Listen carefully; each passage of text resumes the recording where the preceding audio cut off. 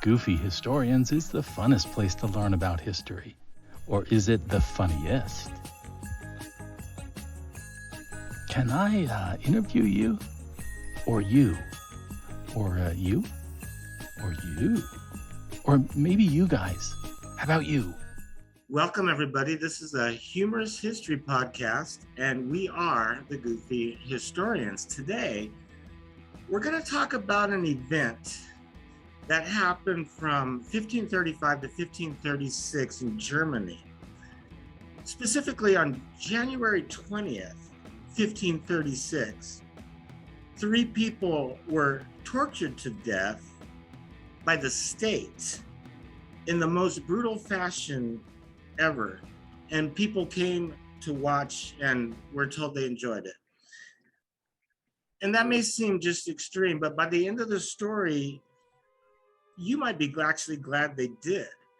Now, we often seem to discuss various cults on the Goofy Historians show, and I don't know why, but cults are everywhere, and just not in recent history, like the Jonestown or the Waco. They say that today, there are more children growing up in cults now than ever before. You may have heard about some of the more famous ones, the 12 tribes cults. I guess they call themselves the Yellow Delhi in North Carolina. There was a documentary. I found out yesterday, in the late night, I found out that in the late 19th century, very near where I live, there was this Shalom colony kind of cult thing. And that was really wild. The guy had like this automatic writing thing going on, kind of like, I don't know, like the Quran or something. Anyway, there's still adherence to the stuff that he wrote today. In fact, we're thinking about joining them and maybe taking over their cult later. But anyway, so cults are everywhere, but nothing, and I repeat, nothing compares to, like I said, what happened on January 20th in the year 1536, where those 3 people were executed in the town square of Munster. Probably the closest that came to it was the Waco cult. If the Waco had actually, like if Koresh actually got elected mayor, right, and actually had political power, then you would have got what we have now. You know, or what the kingdom of Munster was like. That's right. So they just real quick, just to whet your appetite for this, in the city of Munster, in the town square, when the Prince Bishop, who you'll learn about later, took control of his city again and created this contraption that held 3 people, closed the city gates, hundreds of people gathered, and the way that they were tortured was just extreme. And then they were hung in cages from St. Lambert's Church. And the cages are still there to see today, but that's not where we're going to begin this story. That would be a little gratuitous, I think. We want to go back and set the stage for this. And there's a big stage to set. Just the trends and forces we got to just start with. Joseph, can you kind of give a quick overview of Martin Luther, the Protestant Reformation, the Peasants' Revolt? Because if we got to set that up, and the characters that we've already talked about in so many of our podcasts. Charles, I've got too many damn headaches already. The 5th, this Germany was his territory. Henry VIII, I've got too many damn wives to worry about that. Francis, I really hate Charles V. And Suleiman, I am really magnificent. These guys were running around at the same time, but there was so much going on in the 1530s in Europe that this Munster rebellion would have been lost to history, except it was weird. It was really weird. But how did we get there, Joseph? How did Martin Luther get the world to a point where people were on a walkie-talkie with God? Yeah, exactly. So, I mean, who knows? But if you go back even today, 500 years, just, I mean, it's not, you know, it's half a millennium, 500 years, no big deal. You go back 500 years, everybody's Catholic. There's nothing else. You're, soon as you come out of the womb, they sprinkle water on you. You're baptized, you're Catholic, you get confirmed, you get married. There's the 7 sacraments. And basically, they had been doing that for a long time, right? Ever since Rome fell, basically, or even since Constantine, right? It became magisterial. It was magistrate, right? It was the government. There was no separation of government and state. And the other thing is, it got to realize that, I mean, we call it now the Middle Ages. For these people, they weren't in the middle of anything, right? They thought they were living in the ends of time. Exactly like evangelical Christians and QAnon people today think they're living in the ends of time. Every generation, there's people thinking they're living in the ends of times, and it never is. But always back the at that end. time, it was The end is the end is always near. the end is always near, and it is in a sense, because we all die, right? So, you know, it's there is the end of time for all of us eventually. But anyway, so 500 years ago, everybody's Catholic, right? But because it's magisterial and basically Jesus never came back, right? So people had to govern themselves, right? They had to well, you know, we need crops, we need taxes, we need to go fight the Muslims, we need to, you know, get some type of hierarchy going. We gotta survive, right? Or else we're going to starve to death before Jesus. There will be no one for Jesus to come back for. So unfortunately, once religion and government sort of become intertwined, right, it becomes corrupt after a while. And the church did probably really needed to be reformed at one point. At one point, there was 4 different popes, right, all claiming for power. And, you know, like the Catholic French Pope was fighting the Catholic Spanish Pope, who was put the actual Pope in jail. Things weren't going well for the Catholic Church.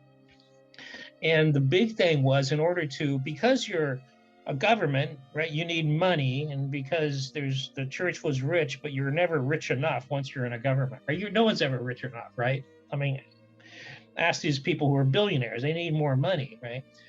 So they started doing a lot of things to get money, like selling indulgences, and, you know, you could buy your way out of heaven. You could lease land in heaven, I guess. I don't know, on a payment plan.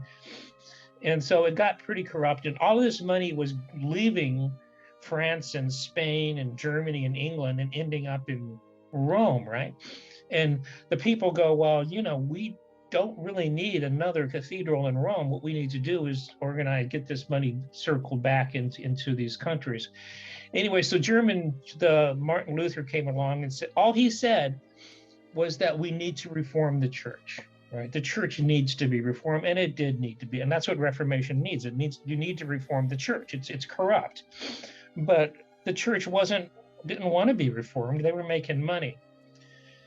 So instead of being reformed, there was a breakaway. Luther broke away, right? And one of the things he said was that, well, first of all, you do away with indulgences, right? And he said you shouldn't have priests, you know, as an intermediary between you and God. You should be able to read the Bible yourself and have a one-on-one personal, you know, invite Christ into your soul, have a personal relationship with God in the Bible, right? So it had to be translated. The Bible at that time was only in Latin. It was illegal. You could be tortured and burnt if you had a common language version of the Bible, because the Catholic Church didn't want people reading the Bible. They wanted to, you know, spoon it out to you, sugarcoat it, right? Because they knew the Bible, and they knew that as soon as the common person starts reading the Bible, there's going to be 10,000 versions of Christianity, because people don't read the Bible in order to find the truth, right? People read the Bible in order to justify their own prejudices, right? They can go like the South and before the Civil War, right? Slavery is in the Bible, right? Paul had a slave, right? How could you say that's wrong when, you know, it's biblically accurate to have slaves, right? So whatever you want, you could justify by the Bible. But Luther didn't see it that way, right? He said, you know, there's one Bible, You know, there's one God. Right. So if everybody's reading the same Bible and they're getting inspired and accepted Jesus and the same Jesus, and we should all be getting the same revelation, right? No, it didn't happen that way, right? Everybody who read the Bible got their own revelation, their own version of the truth. And so so Luther became a heretic, right? But everybody after him wanted to be more heretic than thou. Right? It's like they were taking this heresy to further and further and further and further levels, right? And one of the big things, like stuff like, for us is incomprehensible, right? So if I told you like the Easter bunny has chocolate eggs and you says, no, he has real eggs, right? And we're arguing about it. It's like, why are you arguing about something stupid like that? It's almost like that. It's like, it doesn't even make any sense. But they said, like one person said, well, the host that you have at Mass is the actual body and blood of Jesus. I mean, it's the flesh and blood. It's the actual thing, right? Luther goes, well, that's ridiculous. You can see it's not. There's not little bits of bone and blood in there, right? It's just not, right? He said it's a little creepy. It's a little creepy if it's actual. It's a little creepy. And people said that's just creepy. No one ever thought about it before till Luther, right? But Luther goes, no, it's the spiritual essence of Jesus, but it's not physically Jesus, right? It can't be. Though you go back to the Bible and Jesus said, this is my blood and this is my body, right? So, you know, are you going to say the Bible's not true? Was Jesus lying? You know?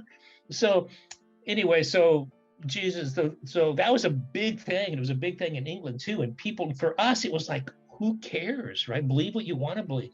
But people were tortured and burnt and destroyed, and their lives destroyed because they believed one thing or the other. If Jesus was there, if Jesus was not there. And the other big thing was baptism. Right, because, well, it happened because, I mean, Jesus, this church has been around. It survived the plague, it survived famines, survived the 100 Years' War, it survived all these things where basically the life expectancy of a child was a couple months. So one of the things, so the parents are, your child is born, your child dies, your child is born, so they go, you got it. We don't want our babies burning in hell for infinity. Right. So as long as they're born and you can sprinkle water on them, they get to go to heaven. Right. And everybody's like pretty happy with that. And when they tried to go, well, no, you actually have to be an adult. Right. They go, well, no, you know, you can't. Only like 30% of the population is ever going to make it to adulthood. Right. So you got to be Christianized before the age of reason. And Luther was okay with that too, right? He says, no, you don't want babies going to hell. Nobody wants babies going to hell, right? It's just not good. Or fetuses, if you go today, right? You think fetuses are going to go to hell. So, but the Anabaptists came along. Rebaptizers. They actually Anabaptists. Yeah. So right. So the Anabaptized, the Baptists go. The Anabaptists go. No, there's nowhere in the Bible where a baby is baptized, right? And so obviously, and the whole problem with the church, and the reason the church is so corrupt, is because people are Catholic from birth, right? They never made a choice. There was no conscious decision. Everybody's sinner, saint, everybody's going to heaven, right? Because you know, except you have to, you know, do these penance and stuff, and there's purgatory because obviously these people are jerks and they can't go directly to heaven. So the Anabaptist means rebaptized because basically at that time everybody was baptized, right? It's not a good name anymore because, you know, you're not necessarily baptized as soon as you come out of the womb, right? Sprinkle water on you, you're going to heaven. A good idea, but the Baptists go, no. And then they went further and said, because it's not in the Bible, it's an abomination to God. God hates infant baptism, right? You know, and you go, well, you know, that's not in the Bible either. Nowhere in the Bible does it say that God hates infant baptism. He just doesn't say anything about it at all, right? But they take it to that extreme, right? That if you're not, and also until you get baptized, you're not a Christian, right? You got it. For some reason, God likes water on people, so physically, like I don't get it, actually, at all. Like, sins are like on your body, like engrams or something, and you gotta wash them off. But anyways, until you're rebaptized, right? You're not a Christian. And once you're a Christian, you can't sin anymore. So you got to make sure you do it right the first time. So anyway, so that's the situation. So it's not like these people just, does the Easter Bunny have real eggs or does he have chocolate eggs? They're killing each other over this shit, right? And it was political, right? Because the Catholic Church had all the power, all the jobs, all the money. Oh, because so Munster, right? This little city in Germany it's been Catholic for like 900 years, right? It's been controlled by this Prince Bishop, right? And so it has a Prince Bishop now, right? You have to be a prince to become the head, but you also have to be a bishop, right? But it turns out it's not like the Prince Bishop went to bishop school, right? And learned to be a bishop, right? This guy was not even a priest. He couldn't give mass. He couldn't offer the sacraments. He just bought this bishopric, right? He paid enough money and says, okay, you're a bishop. Here's your hat. You're a bishop, right? And this guy actually had like a wife. Well, not a wife, because bishop can't have a wife, but he was with a woman for like multiple years and they had like 5 or 6 kids. And it turns out he was actually wanting to be a Lutheran too. He wanted to set up his bishopric. He just bought it, for God's sake, right? He'd take it out of loan. He bought this bishopric. He goes, wow, I'm like the Bishop of Munster, right? Right when all this shit went down, right? So his plan was to take over Munster, become a Lutheran, marry his wife, and then take away the bishop part and just set himself as an hereditary, dynasty of Munster as a Lutheran city. Holy cow! Hold on, I didn't know that. So let me go back just for a second. So the yeah, I'm rambling. We're gonna run out of time. Chime in here just for a second. So that's interesting. So the Prince Bishop, who actually has a name, his name is Franz von Waldeck. He is the Prince Bishop in this story. Munster is his city.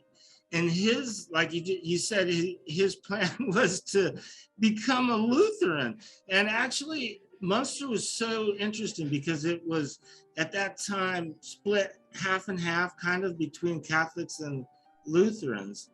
And if you think about it, of course, the Anabaptists are a sect of Lutheranism.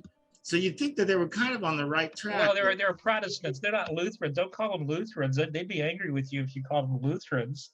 Right, but they're not Lutherans. Lutherans to them are the same as Catholics, right? It's like you're just reforming that shit.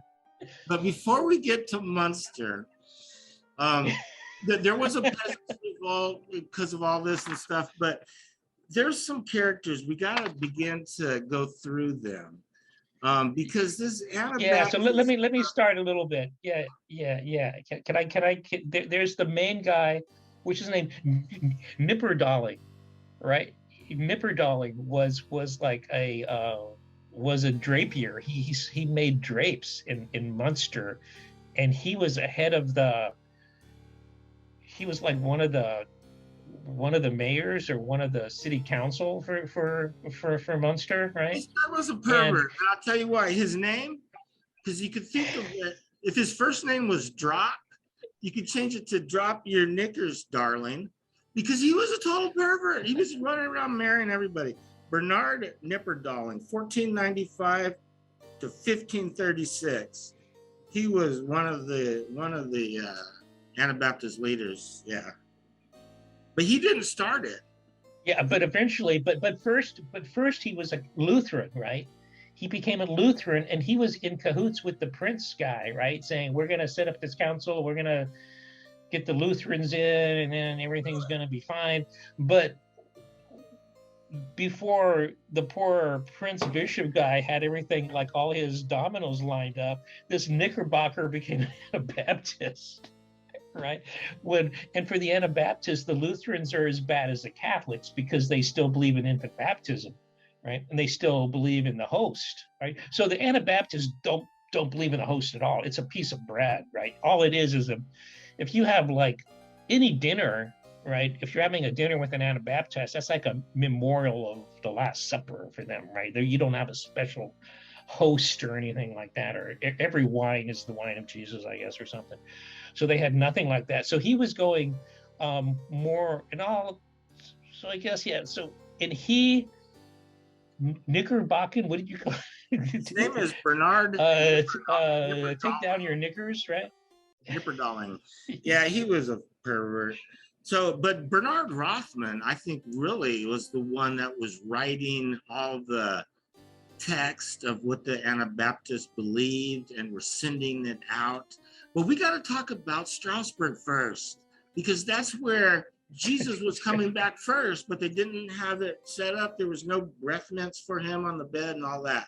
Yeah, So, yeah, they had bad party planning, right? Strasbourg, okay, it all is. This is an end of the world cult. Okay, so the end of the world, according to the Anabaptists, was going to start originally in Strasbourg. And the thing with a cult, you've got to have really variable, flexible dates and stuff, I guess, because they had a specific date in Strasbourg, and then that didn't work out. Easter, right? And yeah. So, what was the original Anabaptist name? I forgot his name. That was in. I wrote it down, but I didn't print it out. I thought it was he Rothman was different. He was actually no. He was the one who went out and went to Munster. The one that got in, they put in jail in Strasbourg. Yeah, the one that started all this spent the whole time in jail in Strasbourg. He didn't get burned. But anyway, that wasn't a Rothman. So Rothman, the guy who was in jail in Strasbourg, he's the one who said Jesus is coming back to Strasbourg on Easter in like 1520 or something, some date, specific date that Jesus was going to come back. But first, all the heathens had to die, which was basically the Catholics and the Lutherans all had to die, or else Jesus wasn't going to feel comfortable coming back, because Jesus couldn't feel comfortable coming back with these heathens. Because basically the Catholics worshipped idols, right? They worshipped bones and they worshipped, Mary, and they're basically idols. So God couldn't come, Jesus couldn't come back. They were really big on relics. Yeah, relics and stuff, right? It was relics, just like, they had like we go to like a Hard Rock Cafe to see like the original guitar of Eric Clapton or something. That's what like they were doing, but he said they were like, this is like relics and they're worshiping bones. So Jesus can't come back, right? With this, he's not going to feel comfortable, and you have to make sure Jesus is comfortable. So he thought somehow all the heathens were going to die, but they didn't die. And so he just stayed in jail. And then Rothman went to Munster, and Munster says, no, the reason why they didn't die is because we didn't kill them, right? It's our job. God, no one's going to kill these Catholics until we do. That's a big switch right there. Because from up to that point, they were nonviolent. They were nonviolent. The original Anabaptist guy was saying that there's going to be, worldwide death, but it's not because of us. And then all of a sudden, we're not going to do it. It got switched in Munster, and the Anabaptists end up right. Munster. It's crazy. It is crazy. Right. And so they started saying that the enemies of the true pure gospel must be destroyed. There must be a general purification of the earth, of the unrighteous must be destroyed. The cleansing of the threshold, the pure gospel must reign on the earth, which is basically them. and so the whippersnapper, what's his name? The Drapier says that So Rothman actually was a student of Luther. He actually went to theology school and got a degree in theology. So he was actually knew something about the Bible, but he read the Bible. And of course, if you're a Lutheran, whatever you read the Bible and what you believe, that is the absolute truth, right? Because God wouldn't lie to you, right? I mean, you have a serious one-to-one relationship with Jesus, and whatever Jesus tells you, that's the truth. And if somebody is saying something else, that person knows the truth, right? That Jesus is telling the same that same truth to everybody. It's just that everybody's rejecting it, but your group, right? So it's not just that you have disagreements. It's that everybody who's not agreeing with you has willfully rebelled against God, because everybody in their heart knows the truth just like you do, right? All the Catholics know they're wrong. So but Nipperdalling was never king. The first king, when the Munsterites became Anabaptists, the first king was a guy named John Matthias. And well, he was the prophet. They didn't get the king until later, right? Right. So he was the main dude. But yeah, the main guy, the other guy, John of Leyden, he was the Tom Cruise character that they needed just in time. But the first leader was John Matthias. And I really think... Exactly. I think that well, obviously, he wasn't a charlatan. He may have been insane, but he really believed this stuff so much that he had a prophecy that he was going to ride out of Munster, because by now the Prince Bishop had surrounded the city. And he had the prophecy that he was going to destroy everybody just with him and like 6 guys. So he runs out there. Exactly. They just slice him up. They slice him up into that's jumping ahead a little bit, but basically, so what Rothman did, and Knickerbocker guy decided that Catholicism was wrong, right? So what they did is they go into the churches, all the Catholic churches, right, and they destroy all their statues, right? They take out the host and throw it on the floor, and say, if this is really Jesus, let it jump up back up on the altar. And they took feces and spread it all over the pictures of Mary, right? And they tore down their chapel. And when Prince Bishop heard this, he goes, whoa, dude, no, we want to be Lutherans, but Catholics are okay too, right? It's like, this is political. I just want to create a dynasty here. I don't want you to destroy the Catholic Church and destroy and so he took out all the relics, and they were like, they broke open their graves, and they were dancing on them. And so that's when the Prince Bishop says, that's bullshit. You got to stop it. You got to let the Catholics have their mass, right? You just got to, right? And that's when he started bringing his troops around the city to say, you guys have gone too far. Okay? And that's when this other bishop, the main prophet, John Matthias, shows up. And he's the one who says, you know what, John, so at this point, they're all like going, yeah, Lutherans is the thing, right? And John Matthias shows up and says, no, Lutherans are as bad as the Catholics, right? And that the Lutherans all have to leave too. If the Lutherans have to be rebaptized, or they're going to be killed just like the Catholics. And that's when it went way too far for the Prince Bishop, because he was going to become a Lutheran eventually, right? And so he says, so this Matthias guy says, okay, all the Catholics just have to leave. This is where he starts talking to God, right? So they says, okay, all the Catholics have to be massacred right now. God wants them gone. They wants them dead. They're idolaters. They're evil. They're worshippers of the devils. They need to be massacred. And Knickerbocker comes to him and says, wow, man, dude, if you do that right now, right, we're not ready. All of Germany is going to rise up. The Lutherans are going to rise up. The Catholics are going to rise up against me. And so John Matthias goes back in the corner and says, starts talking to God on his cell phone, because he has speed dial on his cell phone. Yeah, and he comes back and he says, crazy. okay. Hold on just a second. So this is an important part of the story, because John Matthias, he does. He whenever things are questionable, he just like, hold on a minute, and he and has like this direct conversation with God, and everybody's like looking at him, and then he comes back and he's like, blah, blah, blah. So that is a unique characteristic of the cult leader, if you will, and that trait gets passed down to the next guy. In other words, they have the same cell phone plan. And when John Matthias when he gets cut up, but he didn't. Gives the phone to the new guy, which is like, I'm sorry, we're going to jump around here a little bit. That's okay. The new guy. Yeah, we're jumping around a lot. We're jumping around a lot. That's okay.